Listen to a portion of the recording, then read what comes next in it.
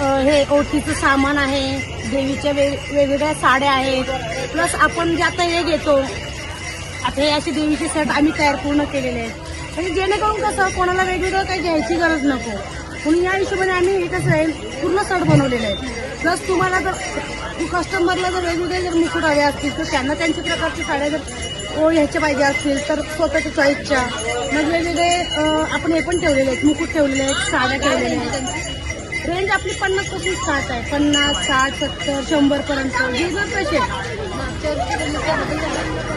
आता मालाचा रेट पण वाढलेला आहे, पण आपण कसं मालाचा रेट वाढलं म्हणून कस्टमरला आता कसं आपण नेहमी त्याच रेटने देतो, म्हणून तिथं 10 रुपये कमवायचं तिथं आता 5 रुपये कमवतो.